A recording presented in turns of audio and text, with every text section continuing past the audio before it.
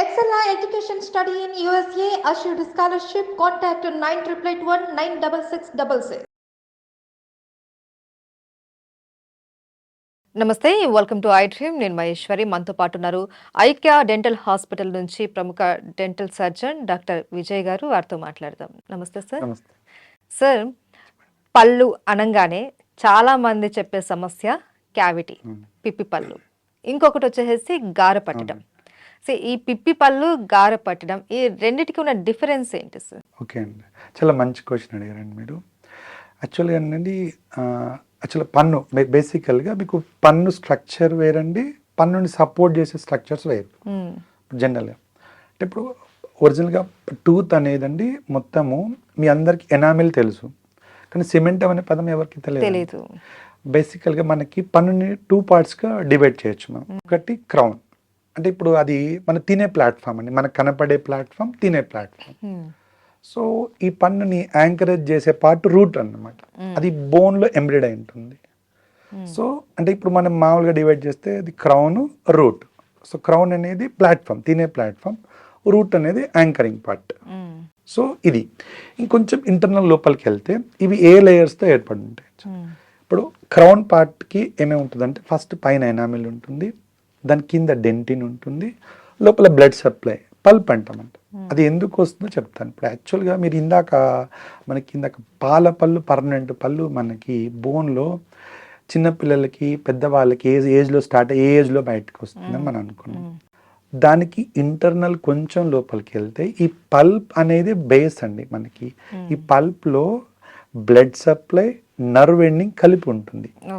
అందుకని ఇప్పుడు చూడండి, ఇక్కడ పాల పన్ను, ఇది సెంట్రల్ ఊడిన పన్ను, మళ్ళీ కింద ఉన్న సెంట్రల్ పన్నే పైకి వస్తుంది. మరి ఎన్ని పన్ను ఒకే వైపు రావట్లేదే, ఏ పన్ను కింద ఆ పన్నే ఎందుకు వస్తుంది అంటే, this is the deciding fact. Blood supply వల్ల ఫోర్స్ క్రియేట్ అవుతుంది, నర్వ్ అనేది గైడ్ చేస్తుంది, ఈ నర్వ్ అనేది ఇలా గైడ్ తీసుకుంటుంది.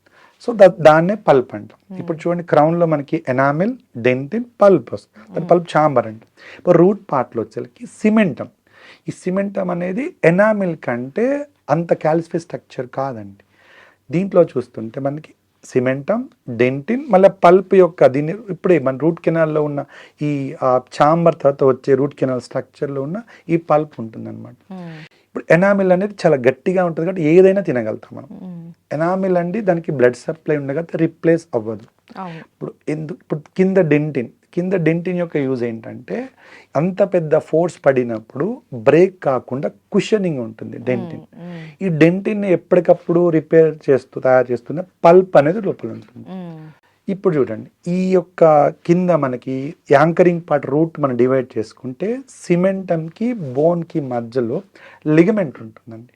ఈ లిగమెంట్ వల్లే ఇప్పుడు మన క్లిప్లు వేసే అది, ఇప్పుడు మనకి పళ్ళు కదలిక రావడానికి ఆ లిగమెంట్ యొక్క ట్రాక్ మారుస్తుంది. ఇంకా గట్టి పదార్థాలు తిన్నప్పుడు కూడా మనకి షాక్ అబ్జర్వర్స్ లాగా ఉపయోగపడుతుంది లిగమెంట్ అనేది. సో ఇప్పుడు మీరు అన్నది ఇప్పుడు చూడండి, సో ఆల్మోస్ట్ ఇవి బోన్ లోపల ఉన్నాయి. మీరన్న క్యావిటీ మా భాషలో కేరీస్ అనుకోండి.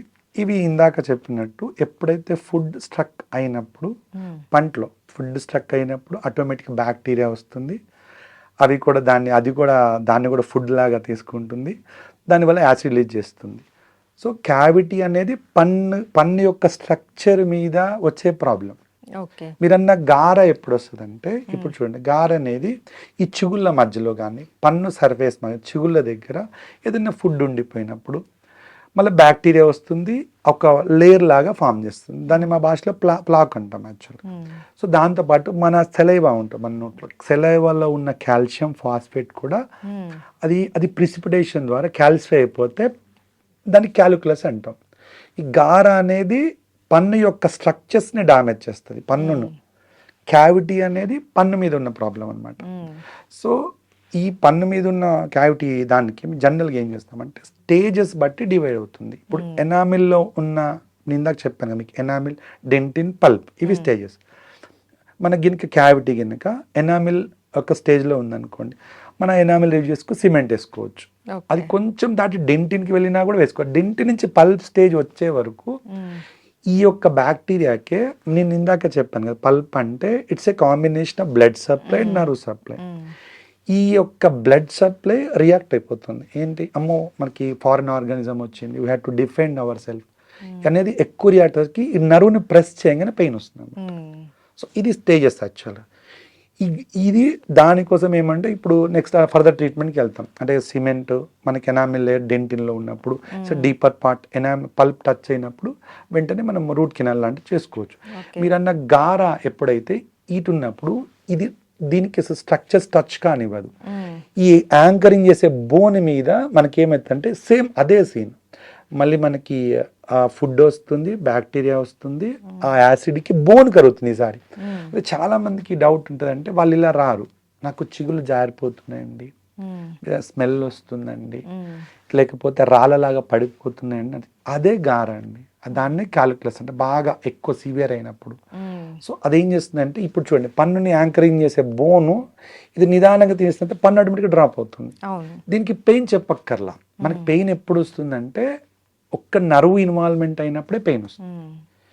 ఇప్పుడు ఇవన్నీ మనకి నర్వ్ ఎండింగ్సే యాక్చువల్. అసలు మెయిన్ నర్వ్ అన్ని పైన కానీ కింద కానీ లోపల రన్ అవుతాయి యాక్చువల్. సో గార అనేది అందుకనే బేసికల్గా ఏంటంటే ఇదివరకు పాత డెంటిస్ట్రీలో దీన్ని జనరల్ డెంటిస్ట్రీ లేదా ప్రిజర్వేటివ్ డెంటిస్ట్రీ కింద తీసుకొని ఆ సిమెంట్ వేయటం, పళ్ళు క్లీన్ చేయడం, ఇది బేసిక్ కింద వచ్చిందనమాట. అదండి.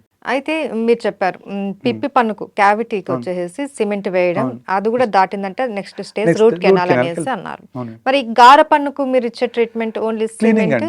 క్లీనింగ్ అవి లెవెల్స్ ఉంటాయండి. అంటే ఇప్పుడు సపోజ్ మనకి గినక మనకు కనిపించే భాగంని అంటే చిగురు పైన ఉంటే సూప్రా క్యాలిక్యులస్ అంటాం, చిగురు కింద ఉంటే ఇన్ఫ్రా క్యాలిక్యులస్ అనమాట. ఈ పైన ఉండే తీస్తాం, లేదు చిగురు లోపల ఉందంటే ఫ్లాప్ సర్జరీ అని చిన్నగా, ఆ ఫ్లాప్ అంటే చిగురే అనమాట, దాన్ని ఎలివేట్ చేసి లోపల ఉన్న గార తీసేస్తాం. అయితే సార్ ప్రతి డెంటిస్ట్ ఏం చెప్తారు అంటే ఎవ్రీ 6 monthsకి ఒకసారి మీరు డెంటిస్ట్ సమక్షంలోనే మీ పళ్ళు అనేవి క్లీన్ చేసుకోవాలి అని సజెస్ట్ చేస్తూ ఉంటారు. అది అంటే మన యొక్క పళ్ళ యొక్క అలైన్మెంట్ బట్టండి. ఇప్పుడు మన అలైన్మెంట్ కరెక్ట్గా ఉన్నప్పుడు మీరు 1 yearకి వచ్చినా ఇబ్బంది ఏమి ఉండదు. కొంతమంది క్రౌడింగ్ ఉంటాయండి. అంటే ఇప్పుడు అది ఒక్కొక్కసారి ఏమవుతుందంటే ఇది మదర్ యొక్క ఫాదర్ యొక్క జెనెటికల్ కూడా రావచ్చు. ఇప్పుడు జా ఒకరిది వస్తుంది, టీత్ ఒకరిది వస్తుంది. అలాంటప్పుడు మనకున్న జా కంటే టీత్ సైజు, టీత్ మెటల్ ఎక్కువ ఉంది, అప్పుడు క్రౌడింగ్ వస్తుంది మన పళ్ళు.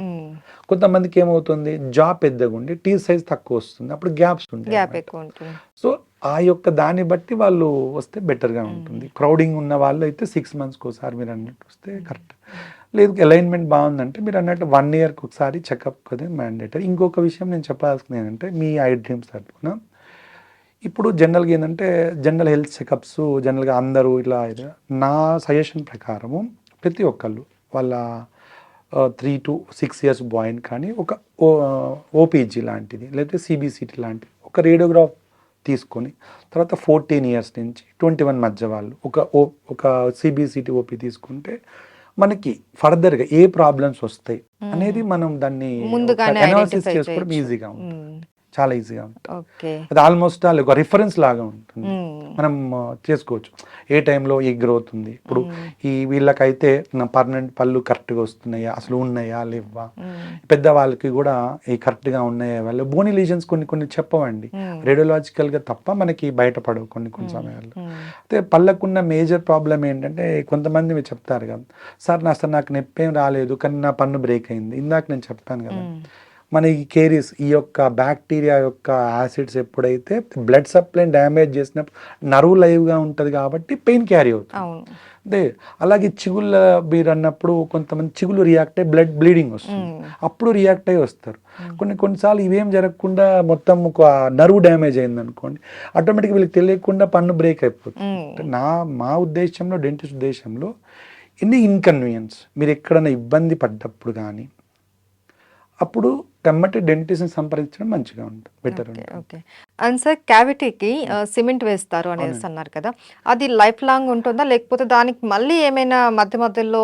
గుడ్ క్వశ్చన్ అండి ఇది. ఎందుకంటే మీ క్వశ్చన్ చాలా బాగుంది. ఎందుకంటే యాక్చువల్గా మన దాంట్లో సిమెంట్ కంటే మేము దాన్ని రిస్టోరేటివ్ మెటీరియల్ అంటామండి. అంటే ఇఫ్ ఒక మెటీరియల్ లాస్ అయ్యి, నేను చెప్పాను కదండి ఎనామిల్ అనేది ఒకేసారి ఫామ్ అవుతుంది, దానికి బ్లడ్ సప్లై ఉండదు.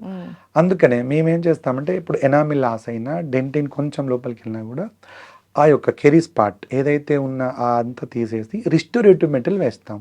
మీరు అన్నట్టు ఈ యొక్క డ్యామేజ్ బట్టి మనం డిసైడ్ చేసుకోవచ్చు అండి. ఇప్పుడు కనుక పుచ్చిపోవడం అనేది పన్ను సెంటర్లో ఉందనుకోండి, ఈ పన్ను చుట్టూ ఉండేది కస్ప్స్ అంటామండి. ఈ కస్ప్ బోర్డర్లో ఉండేదైతే మీరు అన్నట్టు లైఫ్ లాంగ్ వస్తుంది. అది మన ఏ సిమెంట్ అయినా సరే రెస్టోరేట్.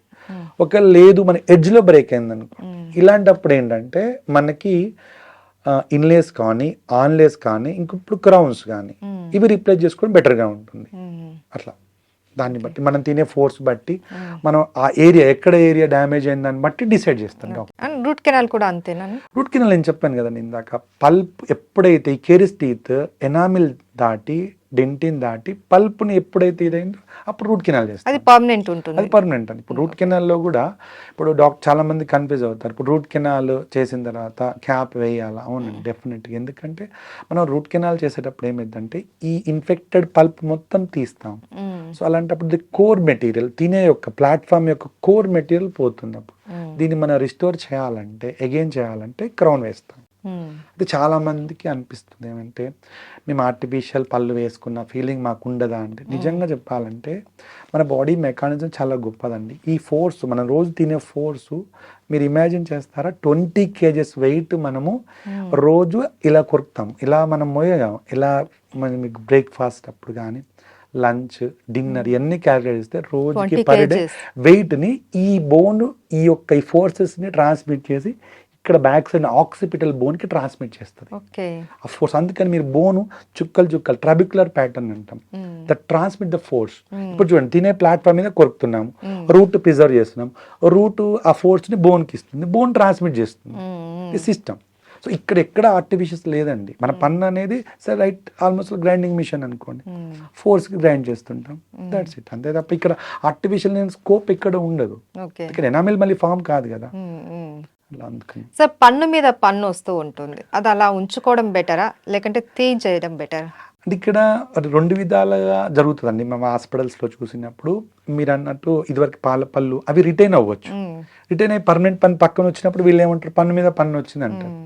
కొన్ని సమయాల్లో నేను ఇందాక చెప్పాను కదా, అంటే పర్మనెంట్ అనేది ఇంట్రాయూటరైన్ 14th వీక్ స్టార్ట్ చేసి 5 years వరకు ఉంటుంది ఆ పీరియడ్.